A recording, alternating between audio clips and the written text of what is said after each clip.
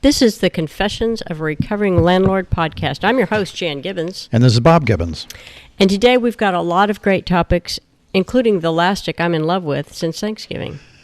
A little more than that, I'm afraid, my dear. We had a little more than elastic? Well, no, a little more than a week since Thanksgiving. As my mom used to say, Dallas Chinton awning is going. All right, we better get into our real estate talk. There we go. Okay, so first on the docket today, what's the status of office? I was interested to see there was a couple of signs of life in the office market this week.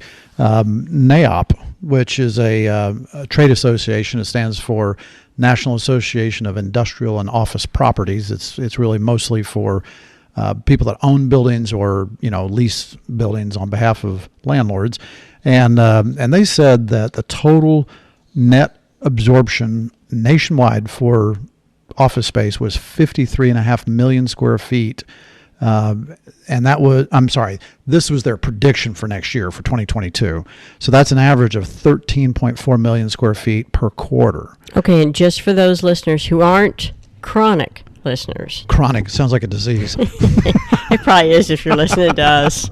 What is the definition of absorption? It's the net change in occupied square footage. So 1 million square feet occupied today versus a year from now being 1.2 million, that's 200,000 square feet of positive absorption. So when they say 53.5 million square feet of positive absorption, that just means there'll be more space occupied.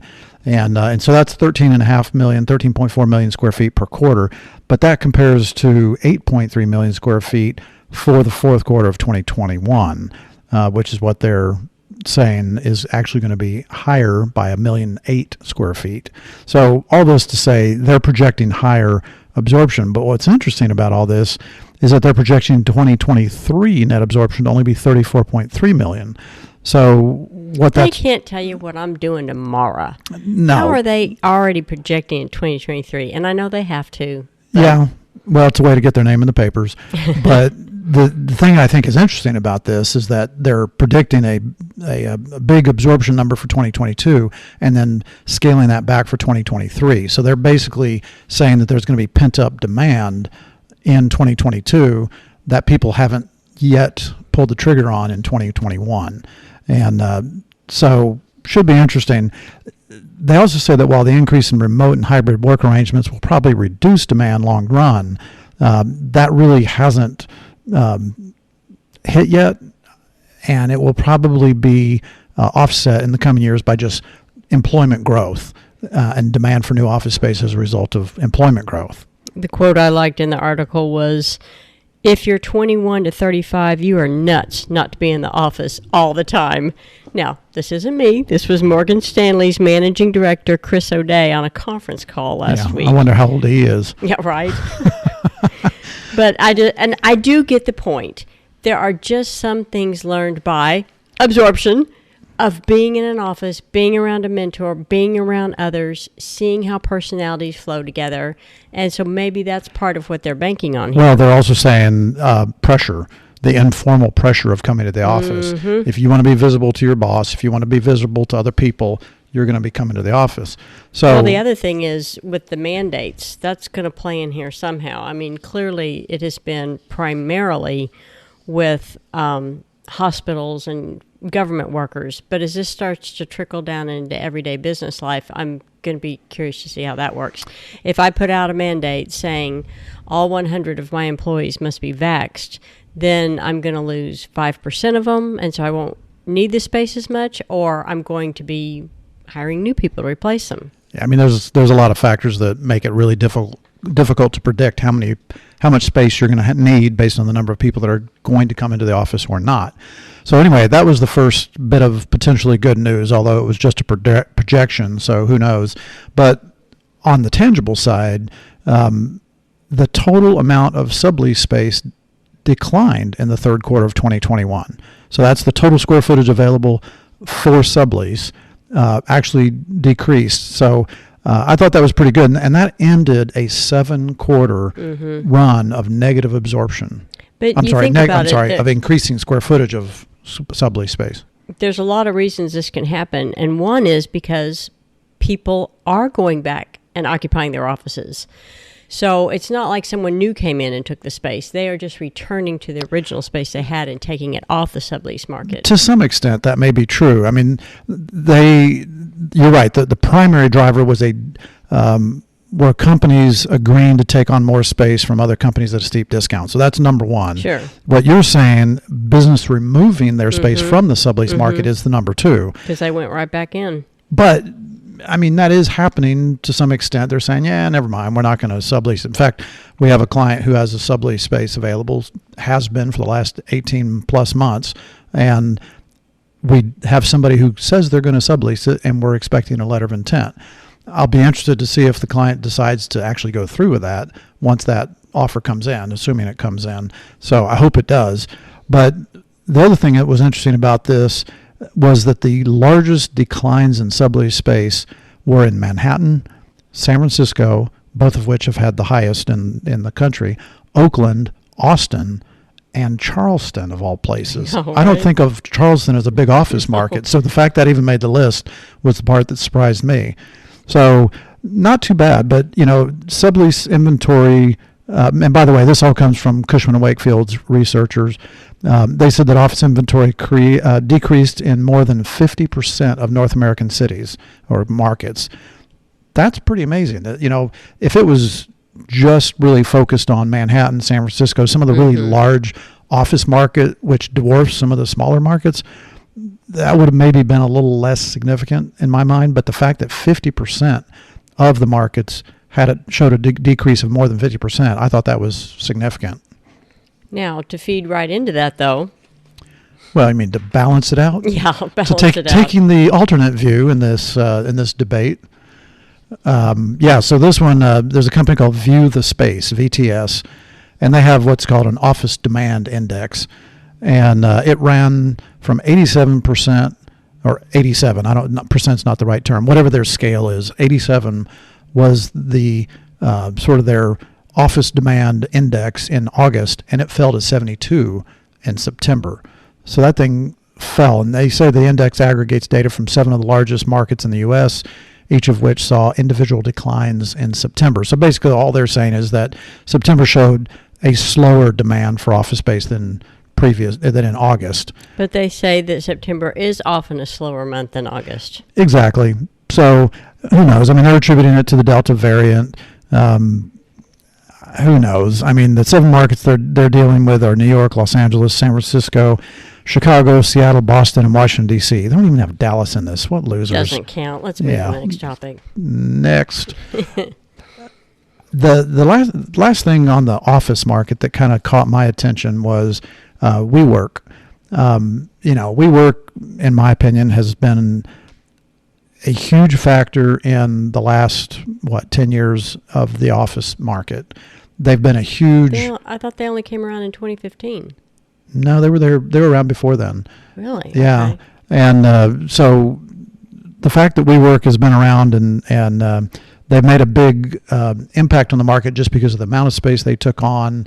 They had a lot of buzz. I think it was a overblown thing. Almost, I'm not going to call it a Ponzi scheme exactly because they didn't, get income from one investor to pay off a prior investor. They were definitely spreading Kool-Aid far and wide. Yeah, they were trying to get people to drink that Kool-Aid. But nonetheless, they have, during the pandemic, they've gone public. They've... can we back that up just through a SPAC.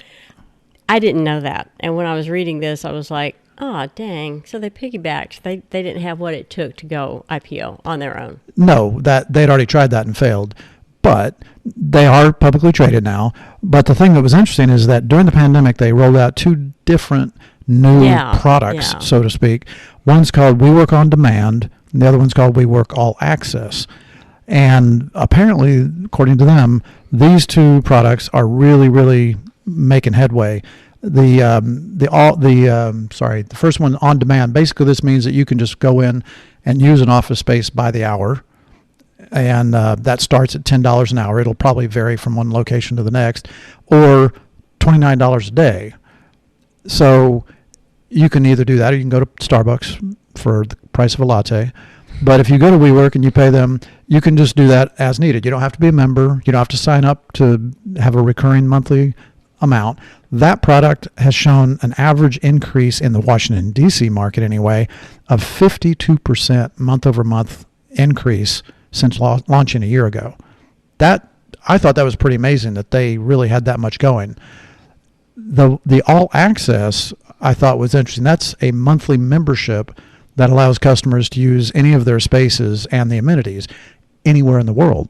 But it's still just a month-to-month subscription, whereas the other one, it can be a day-to-day subscription, basically. Well, true, but the All Access is really intended for their customers who, let's say they have 200 employees, and they're going to have 50 or 100 of those actually in the office all the time. And so they have a physical space that they have for those people. But then they have another 100, 150 people that they don't have come into the office. They work from home or whatever. They're roving. And so because of that, those people get this All Access pass, and they can come into the office anytime. So let's say you have staff meeting every Monday. Mm-hmm. All those people can come in every single Monday as part of their All Access pass, along with all the people that are already there. But if they're like traveling salesmen or consultants or whatever, they can go to the WeWork anywhere in the world that they want to. Now, these are also, by the way, not dedicated desks. These are in the open WeWork, co-working area. But still, that product has gone up by 60% quarter over quarter. So I thought both of those were pretty strong indications that a lot of companies are taking advantage of the flexibility that co-working and some of these things are offering. On to industrial. Okay, that's all we got to say about office? Yeah, I think so for now. I mean, how much can you say? You're going to go back, you're not going to go back. Yeah. All right, industrial. So industrial, it's still just blazing hot. What can you say? Scorching. It's just crazy. Thank you, Jeff. And friends. The thing that's interesting about industrial, and we're just going to talk about Texas here, but Texas has 100 million square feet of new construction of industrial underway. 100,000,000. Yeah, 1 and 8 zeros. 100 million square feet, and that's in the 4 largest markets. So that's Dallas, Fort Worth, Houston, Austin, San Antonio. And, I guess El Paso doesn't come into play here because it's really part of New Mexico. But nonetheless, I'm just amazed at how much this is. Of course, this is driven by the influence of e-commerce, continued demographic growth in the U.S., in Texas, which actually in the last decade, we've added 4.1 million new residents in Texas. And they were all on the Dallas North Tollway yesterday. Seems that way. But if we kind of break this down, the majority of that 100 million square feet is in Dallas-Fort Worth with 57.4 million square feet underway. Just nuts. That's up 87% from last year. This time last year. Just amazing. Of the 19 buildings under construction, there are 6 of them that have 1 million square feet in each. So it's huge. And that's just, by the way, down in the Wilmer-Hutchins area, far south Dallas, where they just have huge. They have 13.3 million square feet underway, and that's where they have 6 of the 19 with 1 million square feet each. So that's a major up-and-comer. Houston comes in second at 20 million square feet under construction, and the stat I thought was interesting. I'm sorry, you're on Houston. I'm jumping ahead to Austin. Go ahead. Well, anyway, Houston, they had 18 million square feet of new construction delivered in 2021 so far. So another 20 million square feet underway is amazing. So I'm sorry, you wanted to talk about Austin. Well, just with Austin, how much they're building, but of what they're building, less than 25% of the more than 10 million square feet of space currently under construction remains available. 75% they have pre-leased 75% of 10 million square feet. For Austin, that's remarkable. I mean, that's landlocked. Houston at least has a port, and Dallas-Fort Worth is Dallas-Fort Worth. So our intermodal system is better. I guess that has to be somewhat tech-driven.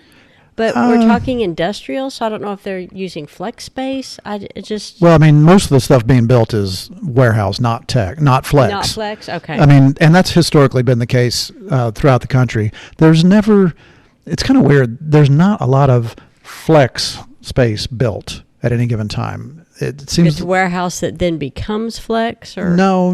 I mean, the difference between flex and warehouse is typically the height of the the clear height of the ceiling, the percentage of the building that's office, and what kind of parking ratio you have. Obviously, the more square footage you have dedicated to office, the more parking you have to have. So you can't easily convert a warehouse to a flex space unless you have the parking to go along with it. And so, if you have 30 to 50% office, you're going to have a parking ratio of 2.5 per thousand or more. Whereas if you have a warehouse, it has maybe 2 or less, maybe 1.5. There's some warehouse buildings I see that has 1 parking space per 1,000 square feet. So, if you only have 5 or 10% of which the whole, is comparable to office. No. Oh no, office is more like office 3 or 4 is a minimum 3 is Okay. by code, but most of them are going to have 4 or more. Okay. But in any case, and then coming in last was San Antonio. But even still, San Antonio, they had 9 million square feet of absorption in 2020, and more than half of that was signed in the third quarter. This year, it looks like about 6 million square feet is going to be leased, but they have 10 million square feet under construction. So Austin and San Antonio are tied in that. So all of it's booming. And last but not least, the supply chain is finally improving. It is being quoted as far less dire than it was in the summer and early fall. Well, yeah, because, we're almost to Christmas, so all the stuff's already here, right? Well, the reason they're saying is because fewer COVID-19 related shutdowns at Asian factories have boosted production levels. Oh, okay. And then the end of prime shipping season for holiday is done. Yeah, okay, that's what I was meant. So that has alluding eased to. demand for shipping containers by a slim margin. But one of the big things I think they're saying is Biden's thing of 24/7. Everyone out there working, they think that is part of it.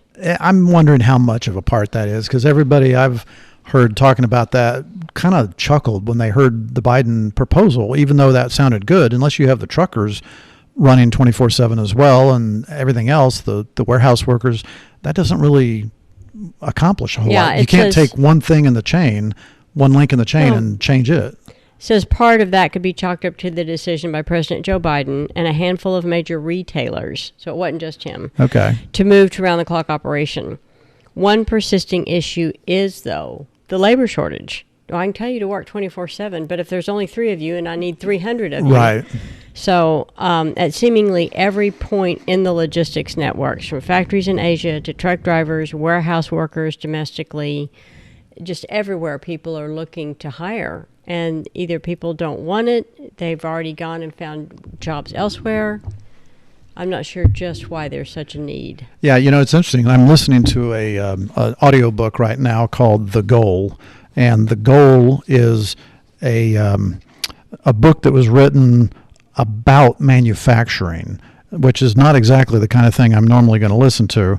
But sounds riveting to me. Well, it actually is. Whoops, I actually hit it right now because I'm looking at it.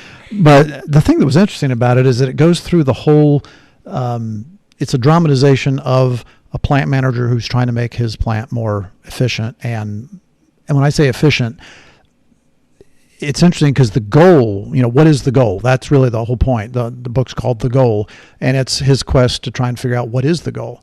The goal is to make money, not to be efficient. You can be as efficient as you want, but if you're not making money, who cares?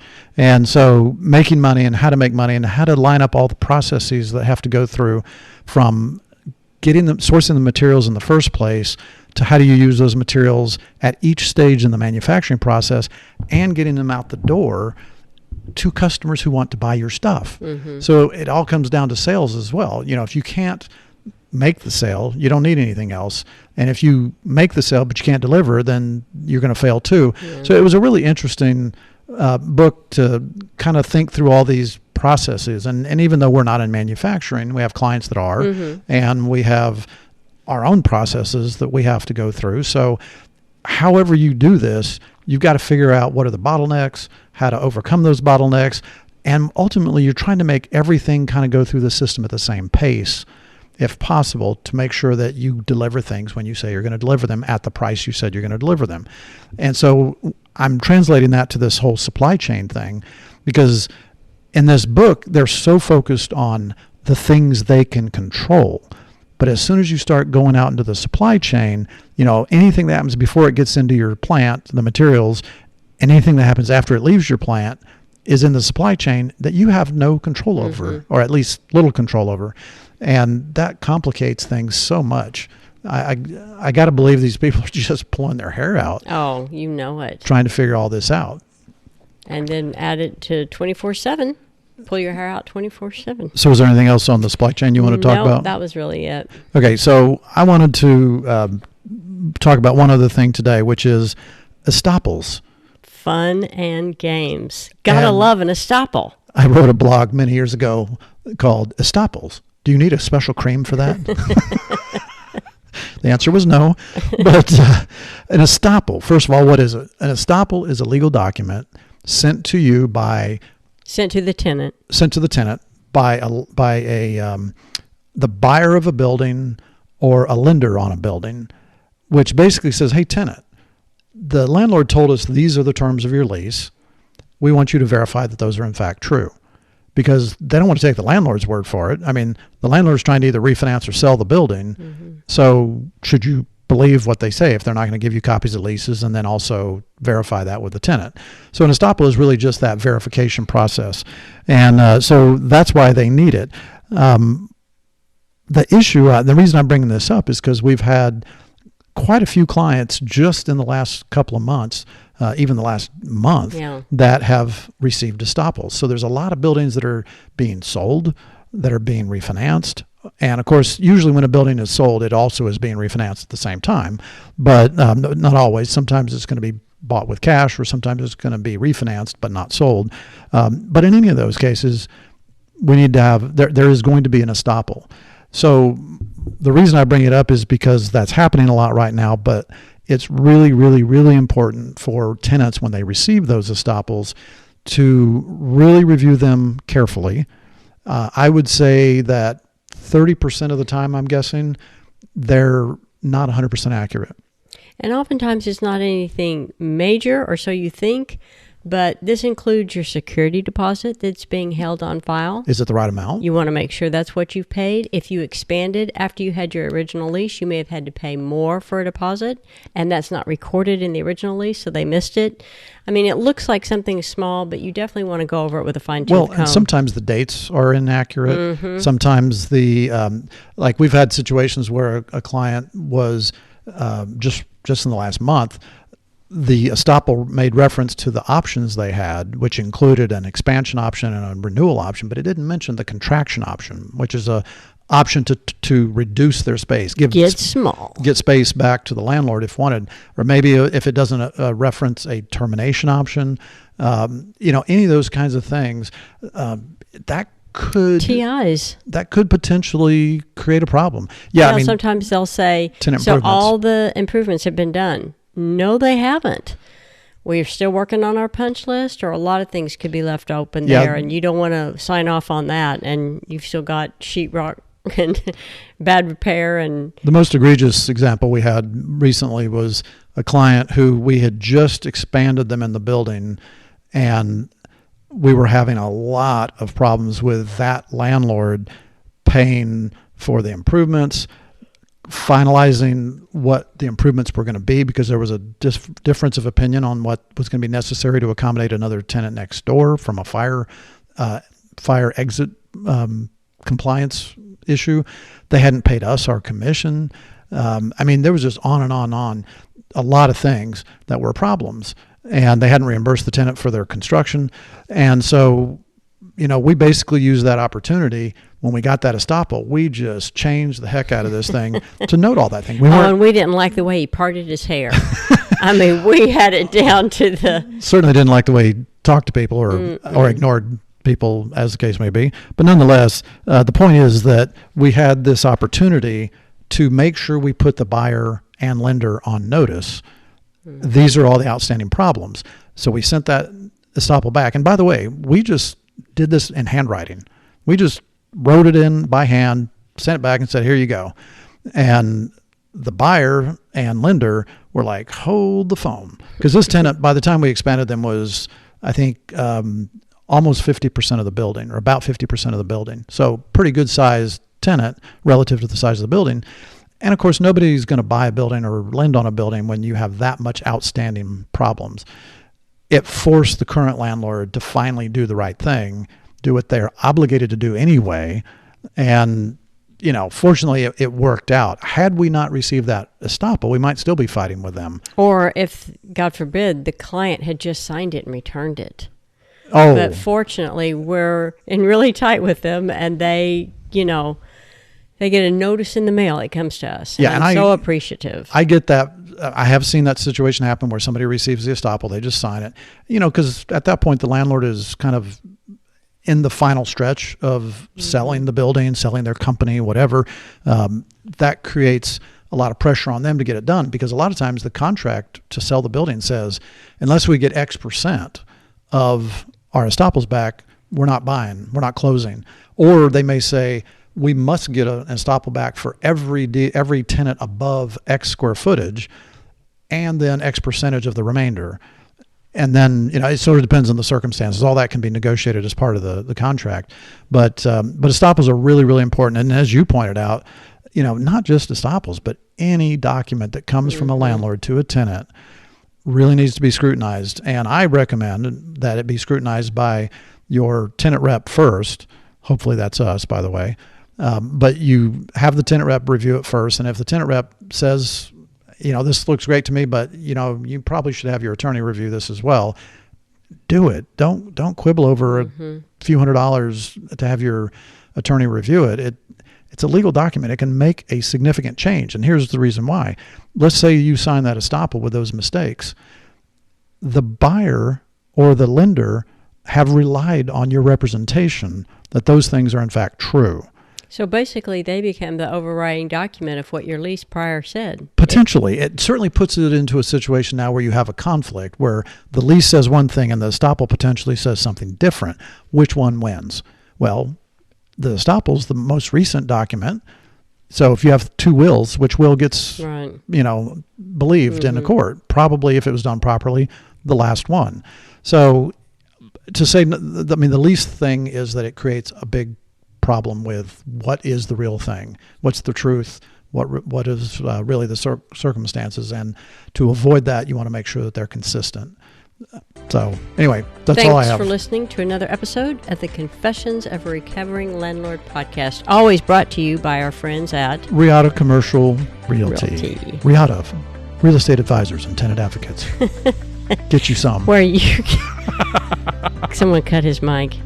You can reach them at 972-677-028 or TexasTenantRep.com. See you next week. Bye.